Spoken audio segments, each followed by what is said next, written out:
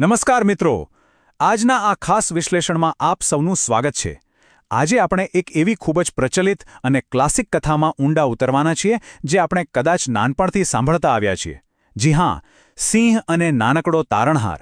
પણ જુઓ, આ કોઈ સામાન્ય બાળકોની વાર્તા નથી હો. આ કથા શક્તિ, કદ અને તાકાત વિશેના આપણા પાયાના વિચારોને એકદમ પડકારે છે. તો ચાલો શક્તિશાળી અને નબળા ગણાતા જીવો વચ્ચેના આ અદ્ભુત સંબંધને આજે એક નવા જ દૃષ્ટિકોણથી સમજીએ. જરા વિચારો, શું સૌથી નાનો જીવ જંગલના સૌથી શક્તિશાળી રાજાને ક્યારેય બચાવી શકે ખરું? આ પ્રશ્ન સાંભળતા જ મનમાં એક જબરદસ્ત કુતૂહલ જાગે છે. કારણ કે ભાઈ, જંગલના નિયમો તો એકદમ સાફ છે. શક્તિ જ સર્વોપરી છે, સાચું ને? એક તરફ જંગલનો મહાકાય અને તાકાતવર રાજા છે, અને બીજી તરફ એકદમ નાનકડો, સાવ સામાન્ય જીવ છે. બંનેના શારીરિક કદમાં તો જમીન આસમાનનો ફરક છે.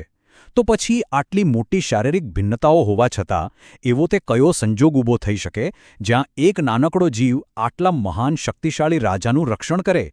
આ જે મુખ્ય સવાલ છે જેના પર આપણી આખી કથા ટકેલી છે. તો ચાલો સીધા કથામાં પ્રવેશ કરીએ. કલ્પના કરો, જંગલમાં એકદમ શાંત માહોલ છે. જંગલનો રાજા એટલે કે આપણો શક્તિશાળી સિંહ એક ઝાડ નીચે મસ્ત ગાઢ નિંદ્રામાં શાંતિથી સૂતો છે.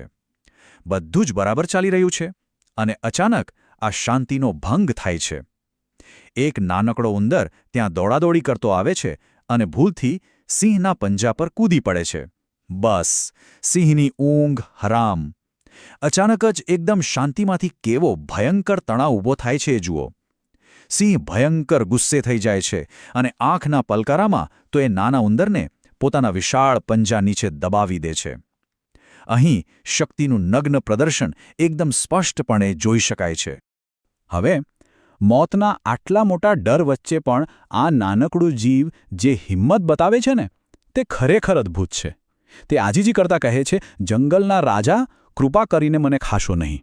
અને સાથે જ એક એવું અકલ્પનીય વચન આપે છે જે સાંભળીને કોઈને પણ આશ્ચર્ય થાય. તે કહે છે, હું તમને કોઈ દિવસ જરૂર પડતા ચોક્કસ મદદ કરીશ.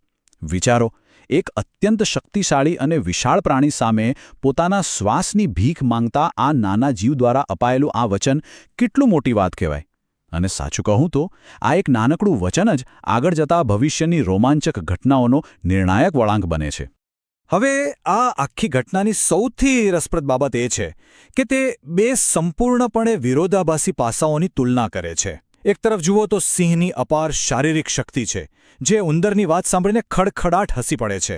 તે આ વાતને સૌ મજાક સમજીને તેનો ઉપહાસ કરે છે. અને કેમ ન કરે? તેના મતે આટલો નાનો જીવ ભલા તેને શું મદદ કરી શકવાનો હતો? બીજી તરફ ઉંદરનું નાનું કદ છે, પણ તેનું મદદ કરવાનું વચન એકદમ નિષ્ઠાવાન છે. આ ખરેખર નાટ્યાત્મક વક્રોક્તિનું એક ઉત્તમ ઉદાહરણ છે, જ્યાં શક્તિશાળી રાજા પેલા નાના જીવની નિષ્ઠાને સમજી જ નથી શકતો, પણ માત્ર મનોરંજન ખાતર એક રમૂજ સમજીને તેને જીવતો જવા દે છે. ચાલો થોડા આગળ વધીએ અને જોઈએ કે ઘટનાઓ કેવી રીતે અચાનક વળાંક લે છે. પ્રથમ તો પોતાના અહંકારમાં હોવા છતાં સિંહ દયા દાખવે છે અને પેલા ઉંદરને જવા દે છે.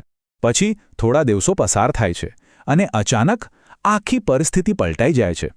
આખા જંગલમાં મુક્તપણે અને ગર્વથી ફરતો પેલો શક્તિશાળી સિંહ એક શિકારીની મજબૂત જાળમાં ખરાબ રીતે ફસાઈ જાય છે. અહંકાર અને અસીમ શક્તિથી ભરેલી સ્થિતિમાંથી અચાનક જ ભયંકર લાચારી અને સંવેદનશીલતા તરફનું આ જે પરિવર્તન છે ને, તે ખરેખર નોંધપાત્ર છે. જે રાજા પહેલાં એકદમ નિશ્ચિંતપણે સૂતો હતો અને જેણે પેલા ઉંદર પર હસીને પોતાની તાકાતનો અહંકાર બતાવ્યો હતો, તે જ રાજા હવે સંપૂર્ણ ગભરાહટ અને લાચારીમાં છે. શિકારીની જાળમાંથી બહાર નીકળવાના તેના તમામ પ્રયાસો જ્યારે નિષ્ફળ જાય છે, ત્યારે તે મદદ માટે ભયંકર ગર્જના કરવા લાગે છે. તેની આ ગર્જના કોઈ સામાન્ય ગર્જના નથી મિત્રો. તેમાં એક પ્રકારની ભયંકર લાચારી છે, મદદ માટેનો એક આર્તનાદ છે, જે આખા જંગલના ખૂણે ખૂણે ગૂંજી ઉઠે છે. જંગલના રાજાની આવી દયનીય અને લાચાર સ્થિતિ આપણા અગાઉના દૃશ્ય સાથે એક બહુ જ મોટો અને ભાવનાત્મક વિરોધાભાસ ઊભો કરે છે. હવે આ રોમાંચક ચરમસીમાને જરા ધ્યાનથી જુઓ. આખી ઘટના કેવી રીતે ઘટે છે? સૌથી પહેલાં ફસાયેલો સિંહ મદદ માટે ગર્જના કરે છે. બરાબર એ જ સમયે અગાઉ મુક્ત કરાયેલો પેલો નાનો ઉંદર તે અવાજને તરત ઓળખી જાય છે અને એક ક્ષણનો પણ વિચાર કર્યા વિના ત્યાં દોડી આવે છે. અને પછી જરા પણ સમય બગાડ્યા વિના આ નાનકડો તારણહાર પોતાના નાના પણ અત્યંત તીક્ષ્ણ દાંતનો ઉપયોગ કરીને તે ભારે અને મજબૂત જાળીને કાપવાનું શરૂ કરી દે છે. તેરી આ સતત મહેનત અને ચોકસાઈનું પરિણામ એ આવે છે કે ઝાડ કપાઈ જાય છે અને આપણો વિશાળકાય રાજા આખરે મુક્ત થઈ જાય છે. ખરેખર અદ્ભુત. તો અહીં સૌથી મહત્વપૂર્ણ મુદ્દો એ છે કે એક નાનો મિત્ર પણ ખૂબ મોટી મદદ કરી શકે છે. ઝાડમાંથી મુક્ત થયા પછી સિંહ ઉંદરનો હૃદયપૂર્વક આભાર માને છે. આ એક ખાસ ક્ષણ છે જ્યાં સિંહનો પેલો બધો જ અહંકાર ઓગળી જાય છે. તેને અંદરથી સમજાય છે કે કોઈ પણ જીવની સાચી ક્ષમતા તેના આકાર કે શારીરિક કદ પર ક્યારેય નિર્ભર નથી હોતી. જે વચનને તેણે એક સમય હસીને મજાક સમજ્યું હતું એ જ વચને આજે તેનો જીવ બચાવ્યો છે. આ હૃદયસ્પર્શી અંત આપણને સીધી રીતે સમજાવે છે કે કદ ભલે ગમે તેટલું નાનું હોય પણ નિષ્ઠા અને ક્ષમતા કોઈની પણ મહાન હોઈ શકે છે.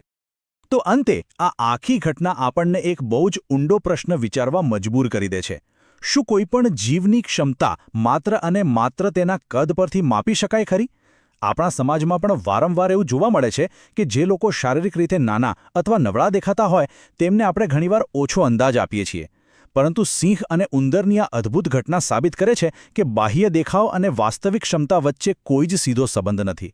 આ એક એવો સુંદર અને પાવરફુલ વિચાર છે જેને આપણે આપણા જીવનના દરેક ક્ષેત્રમાં લાગુ કરી શકીએ છીએ.